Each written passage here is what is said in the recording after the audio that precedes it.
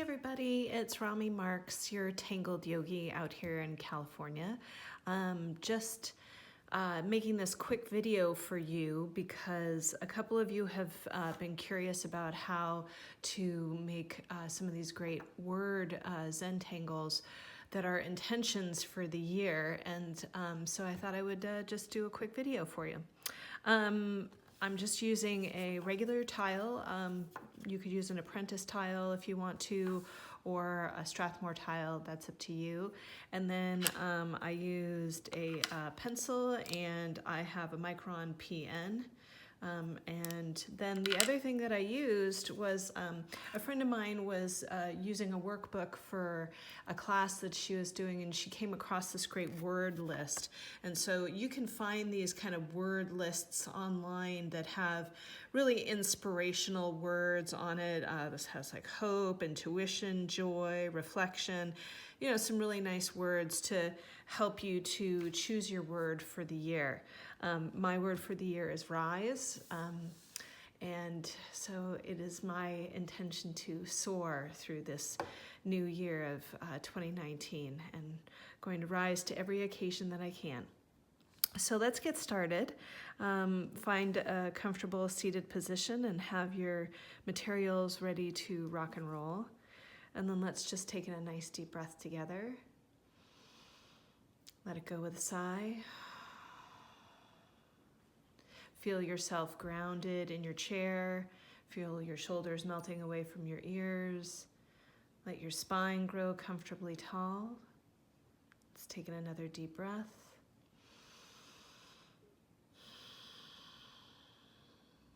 And let's tangle. All right, so I'm gonna take away this original piece, and I'm just gonna start with my regular tile here. I'm gonna try to make this as close up as I possibly can for you to see what it is that I'm up to. So the easiest way to do this is to start in the traditional Zentangle way. We're gonna go ahead by putting the 4 dots on. So 1 dot in each corner, as you can see. And then what I'm gonna do is I'm going to put in 1 dot in between each of the corner dots. So once I've done that, what I'm gonna do is I'm gonna turn my tile so that it is on the diagonal, or so that you can see that it's a diamond shape. And you can see now that I have these 4 dots right here that are gonna help me to create that square that we've started with. So I'm gonna let go of my pencil, and we are just gonna jump right in. So I'm gonna make this easy for myself. I am left-handed, so I turn my tiles just to make it much easier for myself. And I'm just gonna connect my dots here.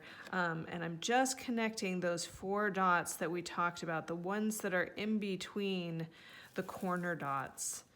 And you can see, just by doing that, it creates a really nice square here. There you go. And I'm not being too perfectionistic about it. It's just pretty easy to do.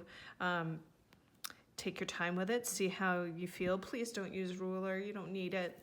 Just go with it and be intuitive. So what I'm gonna do is I'm gonna start now to create more dots inside of that box that I just created. So almost like we're treating it as an internal tile on the tile. And once again, I'm just gonna go ahead and connect the dots here pretty easily.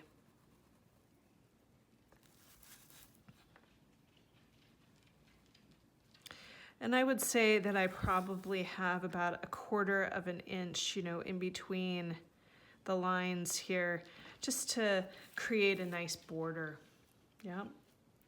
So once you've done that, what I think I'm gonna do is I'm gonna start us on the outside and work our way in here. So the way that I described it to my students is that I just started by making a dot right in the center of the top of the box. And then I start from that dot, and I'm making a nice wide teardrop shape. Some of you will recognize this as flux, and that is totally cool if that's what you want to call it. So flux it is. And then what I'm going to do is I'm going to step down, and I'll make another flux coming back to center. I'll step down again, back to center. And then finally what I'm going to do is I'm going to let this flux go ahead and hit. And you can see I let it get a little wide there at the end. So what I'm going to do now is I'll go to the other side, coming back to center, other side, back to center. And then once again, I'm going to let that come down and hit. So we have now the basis of the shape that is on the outside of the square. So what I'm going to ask is that you go inside and you do a little aura, and it's a nice and tight aura. So you can see that my pen is moving nice and slow. I'm taking my time. For those of you who are very speedy with your Zentangle, I'm just going to ask you to slow it down and really just let yourself be mindful with the idea of auraing inside each of your flux. Here I go again.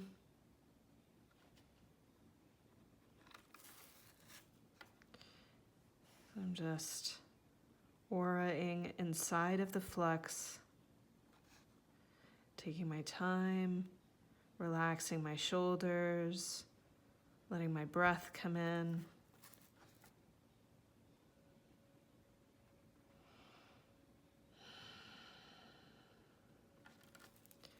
So there you have it. There's the beginning of the shape there. So we're going to come back to the center here. And I know some of you think I'm probably moving pretty quickly. What I'm going to do is at the end of working with this particular shape, I'll have you pause, and then you can go around and do the whole thing on your own here. So I'm just going to come back into that original shape, that beautiful first flux, and I'm going to have you make kind of a bowed diagonal line. Can everybody see that? And then I'm going to do it again, and I'm going to leave a little bit of space because I'm going to come back in and I'm going to put in a printemps or printemps if you don't speak French, or spring, if you will, right in the center. And then once I've done that, I'm going to go into these next petals, and I'm going to do what we normally do with flux, which is a line and a few dots inside each petal. Now, these are just suggestions. If you have an idea that you would like to do, you can totally go for it. I saw a really beautiful Zentangle yesterday. I think it's called Star Sister. And I thought, you know what, I might try that again in these particular pieces. It might be a really neat tangle to do. But for today, I'm just going to do it with this. So that is what the pieces on the outside are going to look like. So I'm going to take a moment and finish up the next 3 corners, and this would be a great place for you to pause and do your own work. Okay, so we're back, and as you can see, I've had an opportunity now to go into all 4 corners and do the flux with the detailing here. And hopefully you've had that opportunity too. I'm going to start to work now from the outside in, and there's a method to my madness. I'm also a yoga teacher, and so a lot of the time when we're doing yoga postures, we're working with the exterior body first, and then we're working our way into our interior body, as it were. So like, your soul, and doing the work of breath work and that type of thing. So same thing goes along here. So this is our exterior, and now we're going to start to work with our interior, our hearts, and that type of thing. So what I'm going to do is I'm going to go inside the box here, and you can see that I have it on the diagonal so that the tile is now on a diamond-like shape, and you can see that my square is now straight, so you can actually see it. So now what I'm going to do is I'm just going to go to the center of the internal square here, and I'm just going to make a dot at the center line of each part of the square.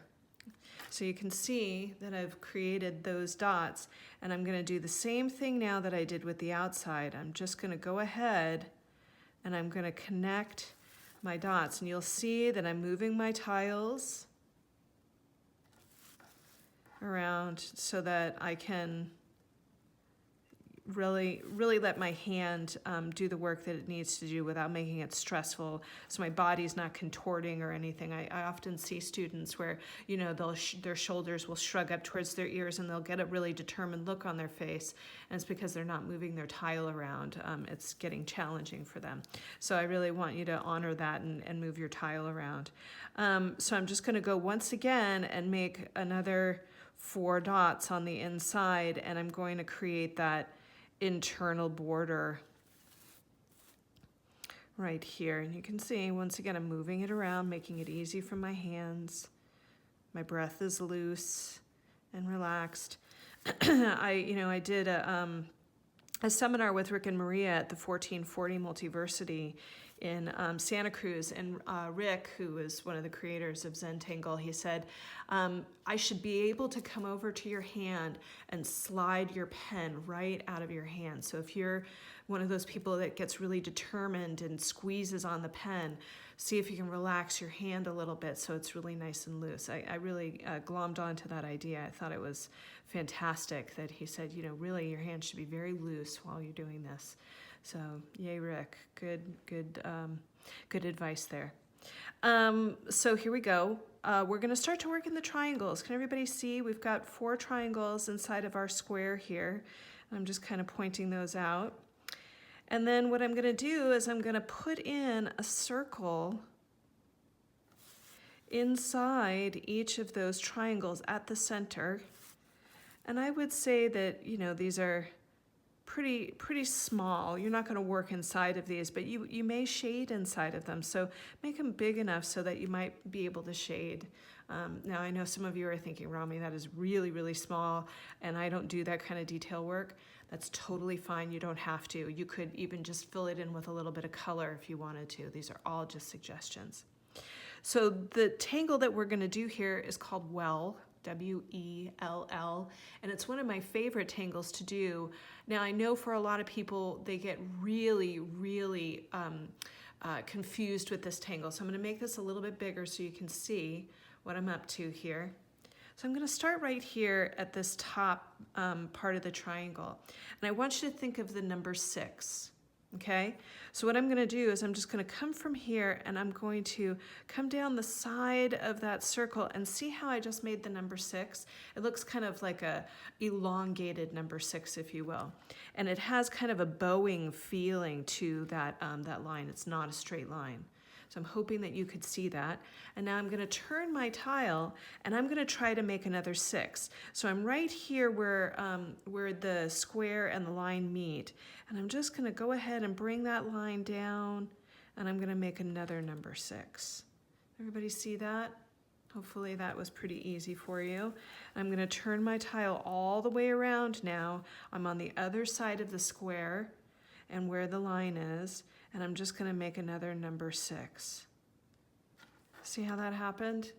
Pretty easy. You're always looking for the number 6, and all I did was go to all 3 corners of that triangle and made that happen. It was pretty easy. I'll do it one more time for you so that you can see it, and then I'll quickly go through the other ones. So I'm just starting at the top of the triangle, and I'm just going down the side of the circle and attaching it towards the bottom to make the number 6. I'm turning my tile. I'm going where the corner of the square and the outside of the other square are meeting, and I'm coming down and I'm making the number 6. See how I'm joining right at the bottom of that circle? And then once again, I'm going to turn my tile again. I'm going to the last part of the triangle here, and I'm just going to go ahead and join that in like so. Now, if you need to pause right here to catch up with me, go ahead and do so. I'm going to do these other 2, and I'll be back in a second. Okay, so I'm back, and I've had a chance to work now in all 4 corners here. And you know, it kind of has a little bit of a feel of cadent to it, to me, and a little bit of, I don't know. It looks more like cadent to me than anything else, but it is well because you've been in all four corners. And I don't know, it's kind of an obsession for me. Whenever I see a triangle, I want to put well in it. So if you've seen some of my other work, you probably see that well shows up quite a bit. So we're going to do a couple of the final pieces here. We're going to come right into this area right here where the border is in the central. Now, I noticed a couple of my students in my class got a little confused and thought I was going to work out here. I'm working here. So it's the internal border. I'm not working on the external border. If you end up working in the external border, it's not a mistake, it's just an opportunity, but I'd prefer it if you worked in your internal border for this particular tangle, just because I like to have a little bit of quiet space when I know I've got some busyness going on. It just helps me to be able to focus is all. But you can do whatever you want. This is just a suggestion, right? Okay, so what I'm gonna do is I'm gonna do a little bit of thatching in here. I'm not exactly sure what the name of this tangle is. I should probably go look in my book, but for the sake of time, I'm just gonna go for it. So what I'm gonna do is I'm just gonna take this line right here on the side of my square and I'm gonna carry it out. And then I'm gonna do the same thing on this side. I'm just gonna carry it out. And you'll see I'm just gonna do it in all four corners. I'm carrying that line out and that line out, that one, and that one. Now, if you like the way this looks and you want to stay right here, that is totally cool. You can stick with that. That's a really nice place to be. But I'm going to carry on here. So because I have this nice line right here, I'm going to just do 1, 2, and then I'm going to do a horizontal line, and then I'll go 1, 2, 3. So see how that matches now? I've got 3 over here and 3 over here, and then I'll do my singular. 1, 2, 3, horizontal line, 1, 2, 3. Now in this particular case, I'm going to end up with 4 lines. It's not a big deal. And then what I'll go ahead and do is I'll do a horizontal line right there. I'm going to turn my tile. See how I already have that horizontal line right there? I'm going to use that as the beginning of the next thatch. So there's 1, 2, and 3. There goes your next horizontal line. 1, 2, and 3, horizontal line. 1, 2, and 3, horizontal. 1, 2, and 3. Okay, well, there's going to be 4. No big deal. And then I'm going to go ahead and I'm going to do that horizontal line right there. And then here I go again. I've got this one line right there, so I'm just going to go 1, 2, horizontal line. 1, 2, 3, horizontal line. 1, 2, 3, horizontal line. 1, 2, and there's going to be the third over there. And then I'll do that horizontal line right there, and I'll just go ahead and finish up this block. So 1 and 2, there's 3. 1, 2, 3. 1, 2, 3. Oops. And that one's going to be a little tight, no big deal. And there you have it. So you have a nice thatching right on the inside, which is really pretty. And I love it when you shade this particular tangle. I just think it's really beautiful.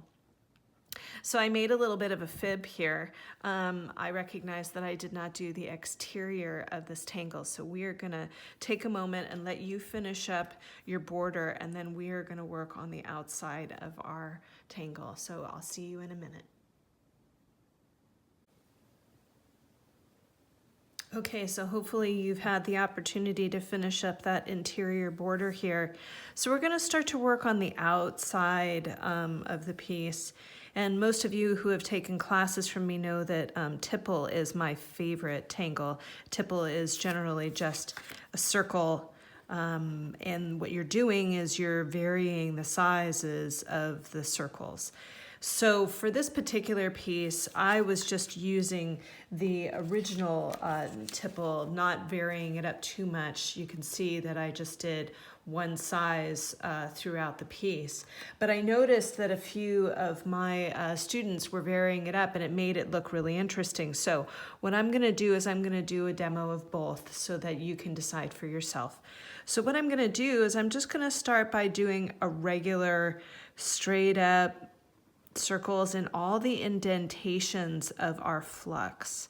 And so I'll put one here, and I'm just gonna go around to wherever I see an indentation and add that regular tipple. And then what I'm gonna do is I'm gonna work on the diagonal here so it'll mirror across. And I'm just gonna do it over here as well.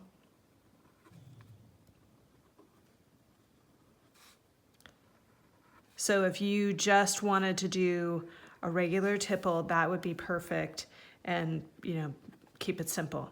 Now, if you wanted to do clusters like what my students did, they did it like this, where they would do a large tipple and then they would do a couple of small tipple right next to it. So you could vary it up and have some fun with it, which I think looks really neat, and it almost looks a little festive to me, like confetti. So I really think this is nice. So if you want to play in that way, you could play that way. I'm just turning over my tile and doing the same thing on the opposite side, just for the demo sake of it. And for those of you who are teachers, if you have been teaching for a long time, you recognize that when you're doing demos of variations for people, working on the opposite side to give that option is such a nice way to show what can be on a tile. I'm getting a little close to the outside border there. Oops, there we go. All right, so there it is, the clusters of tipple. Now, I know you're probably thinking, oh, you're going really quickly, that type of thing. If you need to pause right here, this is a great place to pause. If you would like to carry on, what we're going to do with our tipple is we're going to aura around the outside of it to integrate it with our tangle here. So all I'm doing is I'm just going to start on the side here, and you can see that I'm just going nice and slow. I have a lot of students that love to race through their tangles, and I think that a lot of the time Zentangle can be a reflection of how we are in the world. So if you have speedy tanglers in your class, chances are they are racing their way through their lives too. And so I like to use this as a time for them to slow down, enjoy, get into the zen of it, and just be present. So here you can see I'm just going around the little clusters here. And I'm going nice and slow, auraing nice and tightly here. And I'm going to pause and finish up the rest of this piece, going all the way around the outside. And I'll see you in a minute. Okay, so I've had a chance to finish up here, and now what I'm going to do is I'm going to start to work with the center of the piece. So here is the original piece that I was working with, and as you can see, the word that I used was rise. When I taught my class yesterday, I changed up my word to soar, which I thought, okay, maybe I'll have a theme on flying. And I changed it up. I did it on like a Renaissance tile. My tiles are called rustic tiles. I like to change it up and try it different ways. So I have one on a white tile and one on a rustic tile that I liked using, and I really enjoyed using the white and making those little tipples kind of sparkle. So this was kind of a different way of going about it here. So I'm gonna use fly for this one, just because it seems like it's all part of the theme, right? So I'm just gonna go in and do a cursive of it. So I'm just gonna go ahead and write in my word. I'll just put a little something on there. I'm not really great with lettering. I know some of you are rock star at it, and I am in awe of you, and it is a goal of mine this year to get better at lettering. So any suggestions that you have, send them my way. But when I was with a friend of mine, she just said, oh, you just go out the one side of your cursive piece and add a little bit of heaviness on that side. So that's what I'm gonna do. Boy, my F is not the prettiest, but I will stick with it because it is a-okay with me. All right, so there is fly, and it looks pretty good. So, pick your word, whatever your word feels like to you. Now, if you have like a big word, like I noticed that like some of these words are big, like solitude, balance, mystery, courage is a big one, just long words, surrender, longer words. What you could do is you could take one of these words and then cut it out and maybe do a little glue stick and put it in the center of your piece after you had a chance to finish it up. So if you're just gonna do a nice basic class here, this would be your basic class, and then of course we would do some shading. So take a moment to pause here, figure out what your word is. If you're not ready to put in your word, take a moment and wait. And one of the things that I said to my students was, if your word hasn't made itself accessible to you, wait, it probably will. I know that my word just kept coming up for me over and over last year. My word was courage, because I knew there was going to be a lot of change going on in my life. And so it's a good thing to maybe wait for your word to show up for you. Okay? Take a pause here, and then we're going to come back and do some shading. I'll see you in a minute. Okay, so I'm back, and hopefully your word has shown up. If it hasn't, no big deal. I want to talk about shading here for a second. I know that there are many of you out there that do not work in color, and that is fine. What I'm going to do is I'm going to start by using a gray Prisma pencil here. Now, you're probably saying to yourself, Rami, why aren't you working with a regular graphite pencil? And I'm going to just say that I'm a left-handed person, and what happens to left-handed people is that we end up wearing graphite on the side of our hands because when we're working over a piece, we end up smudging it. And what I have found is that I've really enjoyed working with the gray graphite, or the gray pencil from Prisma. You could use any kind of gray that you want, just not too light. I happen to be working with, I hope that's going to show up for you here. It looks like mine is like a warm gray. Oh no, it says cool gray there. There it is. So if you want to try to find this particular pencil in your pencil box, I'm sure you probably have it. If you don't, I'm sure that most of the color pencil sets that are out there have a nice cool gray in them, so you could go ahead and use that. So what I'm going to do is I'm just going to start by doing a little bit of gray, and then I will start to move into color with you guys. So let's just start with a little bit of gray. I'm going to do gray on this piece and on this piece over here, but on the sides here I'm going to do color for you. So starting with our flux here, what I'm going to do is I'm just going to start with a really light tension on the piece here. I'm going to pause just for a second. For those of you who are new to, excuse me, new to shading, every pencil that you ever use has three colors. You have your light, you have your medium, and you have your dark. Okay? So those are the three colors that you have. So I really want you to think about it. Lightest tension, medium tension, and darkest tension. Okay? So I'm going to come back in here, and I'm going to find where I was working. Hello.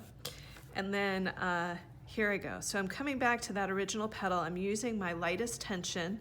And what I'm going to do is at the top of my petal, I'm going to leave it light. I'm not going to put anything in there. I'm going to go back to the bottom of the petal here, and I'm going to do a medium tension now, just to give it a little bit of depth. And you can see that I'm going about 3/4 of the way up where I used that lightest tension, but I'm gonna leave some of that light tension in there. Now I'm gonna go back to the bottom and I'm gonna use my darkest tension and only go about halfway up my medium tension. And hopefully that's pretty clear in there what I just did, okay? So what I'm gonna do is I'm gonna go through all of these on the sides here. I'm gonna reserve this one with a little bit of color for later, but I am just gonna shade these ones out in the gray. So if you wanna see that demo again, what I'll do is I'll do it on another big one here. So I'm just using that light tension right here. I'm working in a circular-like motion. And then what I'm doing is I'm using medium tension and going about 3/4 of the way up where the light tension was. And then now I'm going with the heaviest tension and just going halfway up where the medium tension was. And you can really see that that starts to make that spark.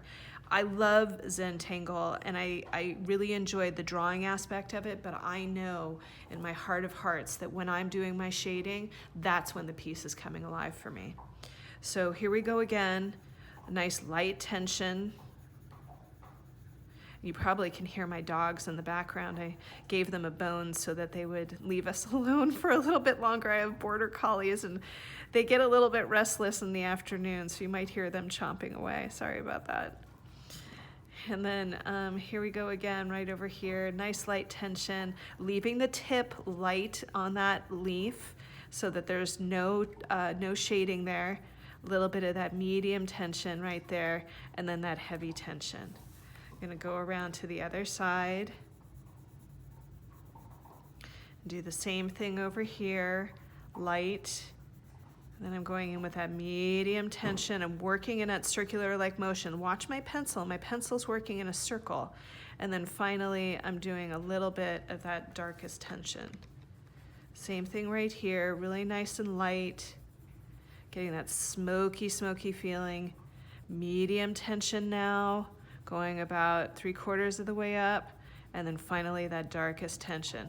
Look at how pretty that is. Isn't that gorgeous? I just love that. Whenever you get that shading going, it just really starts to pop. So if you want to continue working just in black and white or use your graphite, because sometimes right-handed people aren't affected by the graphite. So if that's what you have, go for it and use it. But if you have a nice gray pencil, I would love it for you to try that out and really see how fabulous that is. So if you just want to work in black and white, go ahead and go all the way around and do that. I'm going to go over to this side and finish this up because I want them to both have kind of a nice matching feel, and I'll see you in a minute. You can pause me here and start. Okay, so I've had a chance to finish up those two particular pieces, and now I'm gonna let go of my my gray just for now. I may return back to it. I just don't know how this piece is gonna take me, and you know, every time you do a Zentangle, it's always different every time. You can never really recreate the same feeling. So today I'm going with a little bit more classic style here. So what I'm gonna do is for these center pieces right in here, I'm going to use a really pretty red just to pop next to it. And I'm going to use a little bit of orange with my red. I like to use complementary colors when I start to use my colors. I love orange, but I'm going to use some of that red to give me a little bit of the depth that I'm looking for. So just to go back to that original idea where you have the three different colors, with an orange, you do have your light, your medium, and your dark. Now, what I want to say about this is sometimes we're looking for a little bit of pop inside of a color, and that's when I start to bring in a complementary color like a red. You can see that when I start to shade that red over the top of that orange, that it really starts to get this kind of nice lusciousness. Don't be afraid to mix your colors to get a nice pop to it, okay? So I'm just gonna turn my piece back over and I'm gonna go in and I'm just gonna use that really nice light tension of orange in here and lay that down. I'll do it down in here as well. And then what I'm gonna do is I'm just gonna start to add a little bit of that heavier tension just in this corner. Can everybody see that I'm right in that corner there? So I'm just working in that one corner, getting it a little bit more tension, and you can see that it's leaving a little bit of lightness towards the top. Now at the bottom of my flux, I'm gonna go for it and give it a really deep tension and just leave a sliver of light around the bottom of our little diagonal lines here. Now I'm gonna come in with my red, and you can see that I'm gonna go in with my lightest tension. You can hear my dogs in the background, oh my God. And so what I'm doing is I'm just giving it a little bit of pop, and it almost looks like I'm adding fire to the piece. So when I bring that forward, you can really see, isn't that so pretty, those two colors together? So it was just a little bit of light, medium, and then that complementary of the dark color here, okay? So I'm gonna do the same thing on the other side. I'm just gonna spin my tile around, and I'll go in with my orange, fill that in. I'm just doing that light tension. I like to work with the Prismacolors. I'm a big fan of those. I love the pigment on them. And they're just a really easy pencil to work with. Here I go with that medium tension now. I'm going up to this corner right here and just getting that in there. And then finally, I'm gonna go in with my red now and just add a bit of pop to it. So now you can see, isn't that so lovely? You know, those two little pieces. So it's making your eye jump across, which, you know, in art school, they talk about moving your eye around the canvas and making people kind of have a relationship with the work. And you want to have a really nice relationship with your work. And so sometimes by throwing in a splash of color, you can do that. All right, so there's that. Now, what about these guys over here? So here's where I'm gonna do a little bit more color with you. I'm gonna go for a green and a forest green. So I would say this is like an apple green, and then I've got this really nice forest green. And you can see I'm working from two different lines. It's fine if you mix your pencils. This is what is this called? It's an Ergo Soft. I don't know if you can see that or not. I really love this pencil line. I think they're great. I use these in my travel pouch all the time, so I'm partial to these. So I'm gonna go in just like I did on these pieces over here, but now I'm gonna do it over here. So I'm just gonna start by laying down some of that pretty, pretty light apple green. And I want you to just go back to the idea of if this was gray, it would be the same thing. So really, all I'm doing is using the elements of the black and white shading with my color. So you've done this all before, you know all of this. Unless you're brand new to this, then welcome to color. I'm so glad to drop you down the rabbit hole. It's a wonderful world to live in. So now I'm gonna go ahead with that medium tension here. And I'm just going about 3/4 of the way up where I did that lightest tension. And you can see that element that we were talking about before. Sometimes when you're working with a color, it needs to have a little bit of that pop to it. So this is really pretty, but it needs a little bit of pop. So I'm gonna take that forest green now, I'm gonna go in at the bottom, and I'm just gonna give it that element of depth that it wouldn't normally get just by using the one, right? So here I go again. Isn't that pretty? It's so nice to use really good pencils. If you have like Crayola pencils, you may be dealing with the very waxy effects of those. So I say to you, if you can, go grab yourself a nice pencil set. You don't need a big pencil set. You can start with a set of 12 and just play with shading and color. If you have really nice materials, this is something that Rick and Maria talk about a lot with Zentangle, is if you have really nice materials, you're gonna get a really nice result. And sometimes magic happens and you'll want to frame a piece, and if you're using really cruddy stuff, you might end up fighting with a piece a lot longer than you should have. So make sure that you're working with some nice materials if you can. If you've rated your kids' box of crayons or colors, it's okay for your first try, but I really want to encourage you to get a nice box of pencils. All right, so there's the green, and I'm just gonna pull that forward for you. You can really see how luscious and pretty that is, and it really pops next to that orange. It's a nice contrast there. So, you know, you might be saying to yourself, well, what do you plan on doing with that interior one? Well, now that I've had the opportunity to play a little bit, I might go right back with that gray and come back in and do a little bit of contrast here. And you can hear Tika in the background, she's chewing. I'm just going in with that light tension, and then I'm gonna go in with that medium tension. And here we go again. Here's that medium tension, and then I'm using that very heavy tension. And you can see that it creates a nice contrast between the two. So it's really nice to work with gray and color together. It kind of gives it a nice pop. It's fun. So there's that. I'm going to go over to the other side and do this side, and I'll see you in a minute. Okay, so we're back, and here we are. I've gotten my two sides finished up with that green, and it's really starting to get exciting for me. I really like it. So what I'm looking for now is a way to work with my interior here. I'll come back to the tipple at the very end, but what I'm looking for is a way to work with my interior. So what I'm gonna do with my pieces here is I'm gonna work with a few different colors. I'm gonna work with the orange and the red. I'm gonna work with the green, but I'm also gonna work with the gray inside of here. So I'll start just with the green first. So I'm gonna come around to this side where you can see where my gray is.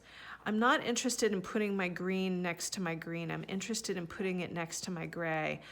So I want you to think about that when you're putting color down. You want your colors to contrast off of each other. So I'm just gonna come in here, and I'm gonna use this area right here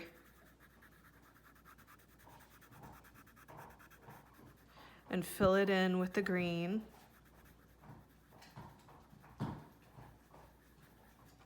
And then what I'll do is I'll start to go in with a little bit of that heavier tension. You can see that that tension's starting to show up. Here, let me blow that up just a little bit so you can see it. So right now, where you're going to shade, you're probably saying to yourself, well, Rami, where do I shade on this shape? And what I say to you is, now you're looking for the number 9. So we started with the number 6, now we're looking for the number 9. That has like a flap kind of feeling that's sitting over the top of this, so that's how I do it. I look for the number 9. And so now I'm doing that medium tension, and I'm going up that little slice a little bit.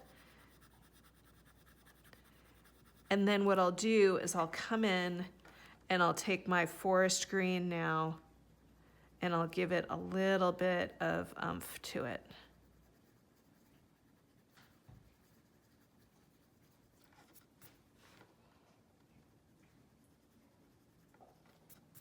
And you can see that I'm using a circular-like motion with that pencil to get it to be a little bit more smoky and blend a little bit better. See how it's moving around in a little circle? There we go. So now that has kind of a smokier feeling, and it's just really pretty to look at. I can see a little bit of a line of demarcation there. Can you see that right there? I'm gonna try to blend that in a little bit. So I'm just lifting up my tension just a little bit more.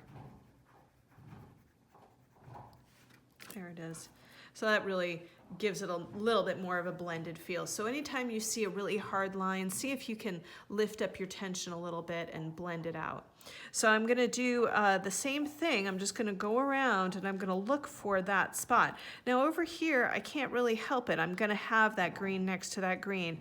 You could change up where your colors go, and that's fine.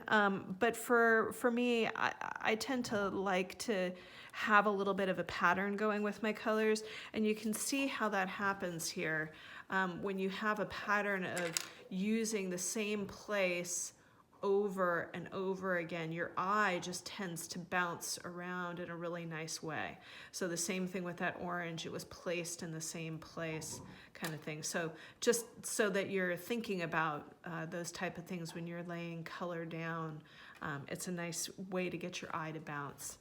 So I'm just going to go ahead and I'm going to place it in the same spot in each of my wells. So you can see here it was, it's on the left side of the triangle. So I would look at this triangle and I would say, okay, this is the left side. So I'd want to put it here. Here's the left side of this triangle. I'd want to put it there. And here's the left side of this triangle and I'd put it there. So go ahead and lay down that color and I'll see you in a minute. Okay, so I had a chance to go all the way around here with that green, and you can see that it's starting to bring well right into focus here. So what I'm gonna do now is I'm gonna go ahead with my orange and red and do the next part. And what I want you to think about when you're doing this is just being with the shading itself. So some of you might be going into that whole thing of, oh, this is really mundane or tedious, that kind of stuff. And what I really want you to get into is the saturation of color and how the color is making you feel. So, you know, some colors like greens are really soothing, and reds and oranges can be very energetic. And then, you know, you could do like blues and purples, which would also be very calming. So, you know, what is your intention for the piece? What is your intention for the word? And see how it makes you feel.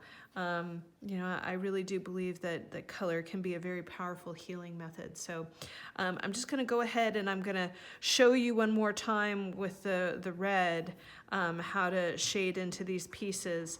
And then we'll just go back in and finally finish with the gray. All right, so here we go. I'm gonna take that orange and I think I'm just gonna line it right up with the green here. So I'm looking for that number 9. See how I've got that number 9 right here? That means this flap right here is gonna be causing the shading. So I'm gonna be coming in here and I'm laying down that color.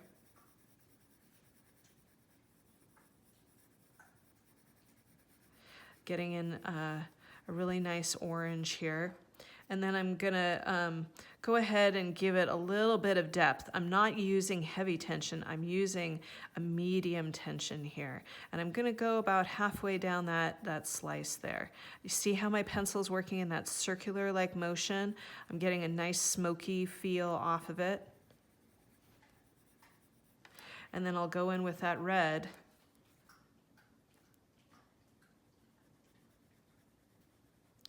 And I'm using that light tension with that red. I'm not using a heavy tension because that red's got a lot of body to it.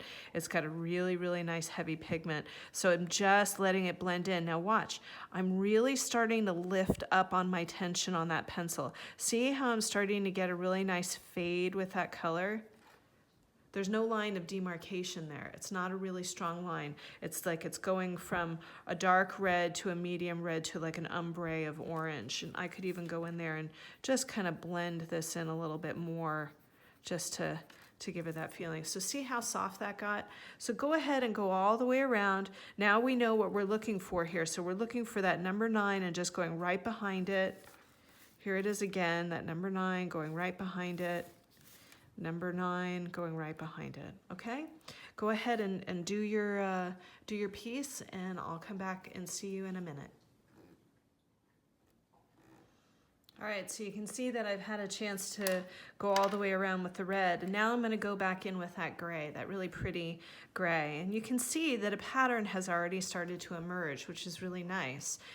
So I'll just go back in with the gray, and just to reiterate everything that we've talked about before, I'm looking for that number 9, and then I'm looking for the flap that's behind it, and that's where I'm going to shade.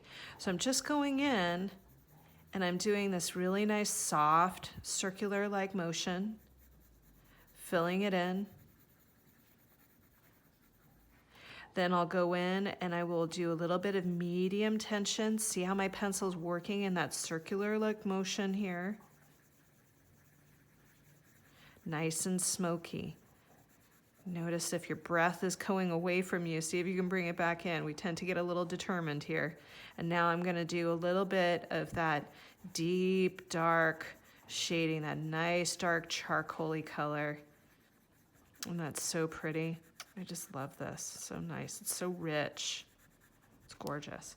So now you can see how lovely that turned out, that well, right? So I'm just gonna go all the way around and do mine. So you go ahead and go all the way around and do yours. All right, so we've had a chance to get all the way through here, and I'm gonna just fix that up so you can see it nice and clearly. Hopefully you can. So it really came out quite lovely using these colors. I wasn't thinking about using these colors today, but I really like the way that it turned out with the green and the orange and the gray. Really nice and tropical. It feels like Costa Rica to me. So what I'm going to do now is I'm going to focus on my my tipple just for a few minutes, and then we'll end up with the center area and doing that. So I want to talk about tipple. I like to do my tipple kind of gumball style. This is going to sound really ridiculous, but I really love it when all of the colors are different. Almost looks like Christmas lights or gumballs in a gumball machine. When I did the first one, you can see that all of the colors are different. I used purple and green every other time on this one. So what I would encourage you to do is get very random with your color. I'll just do an example over here really quickly for you. So like, you could make some of them red. And for those of you who have been doing the gemstones, you could do it gemstone style where you leave a little spark of light on one side and then, just go in and give it a little bit of that extra heavy outline. When you're working with these small pieces, you don't have a whole lot of room to move around, so do the best you can with it. I'm gonna go in now with a little bit of some green and lay that down. And then I'll grab my forest green and just add a little bit of depth to one side just so that it gets a little bit of pop there. And then, you could go in with your gray and lay down the gray. Now, this works better with a pencil that has just been sharpened. So you can see I'm struggling just a little bit here. I'll have to stop for a minute and sharpen some of these pencils. But go around, do it gumball style, or if you feel like, I just want it to be monotone, I don't want to add a lot of color, I'm feeling like I just want to keep it traditional, then go for it and keep it traditional. So go ahead and do your tipple, and I'll see you in a minute. Take a moment to pause here. All right, so I'm back, and you can see that I've got my tipple on the outside all finished up, and it's looking pretty nice. I'd like to go back in and talk about the interior here. So I'm looking at this border right here and this border right here. I've been working with 3 different colors here primarily. I've been working with the green and the orange and the gray. And so what I want to say is that sometimes you need to bring in a 3rd or 4th color just to make it pop.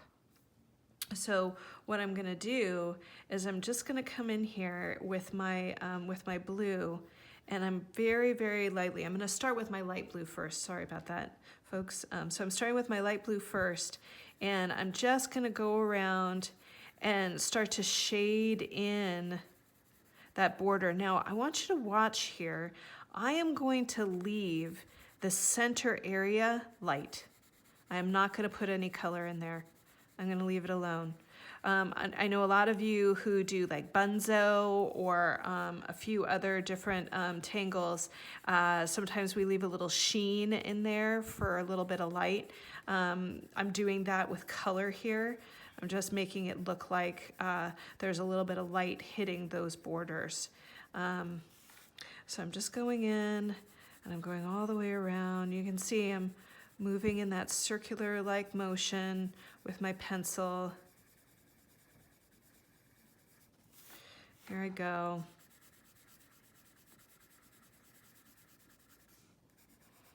And over here.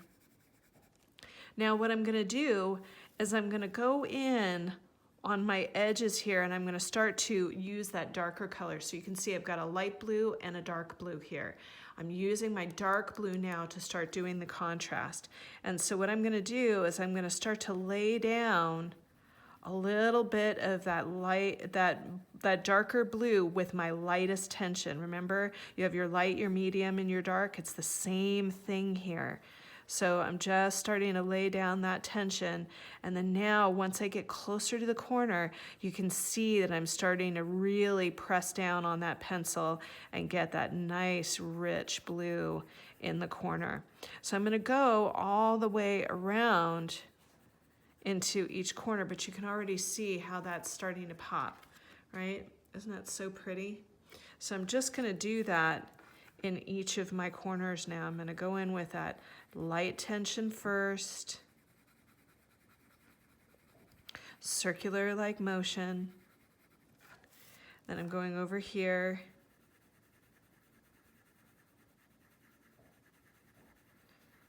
Circular like motion. And now I'm going to do a deep tension here. A nice deep tension.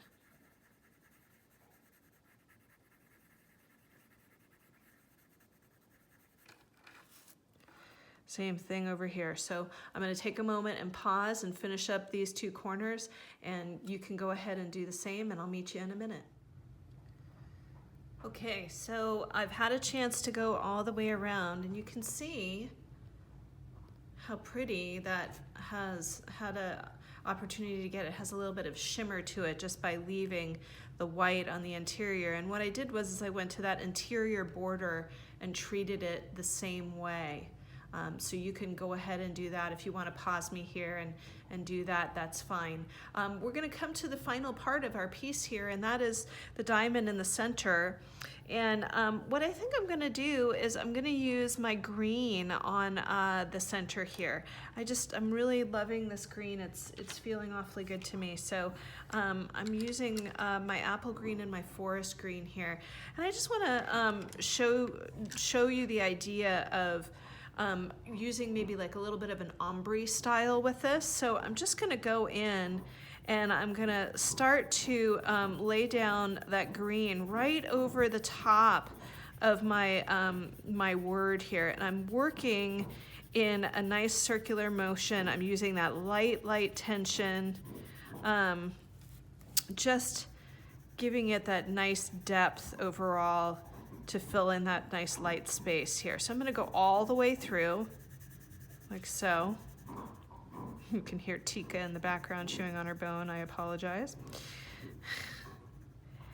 And then what I'm going to start to do is I'm going to start to lay in now that heavier tension with that one pencil. So it's the same pencil that I'm using. I'm now just giving it a little bit more tension, a little bit more pressure, as it were. So you can start to see that the depth is going to start to come in. Now, once I get past the halfway point here, what I want you to start to think about is that line of demarcation. We don't want to have a strong, solid line going all the way across. We want to feel like it's a nice, soft line of demarcation. So I'm starting to let up a little bit on that pencil and blend out there. Yeah. And then now what I'm going to do is I'm going to go in with my dark green, and I'm very lightly, so I'm using that light tension once again. And I'm working in that circular like motion. I'm just laying down the color.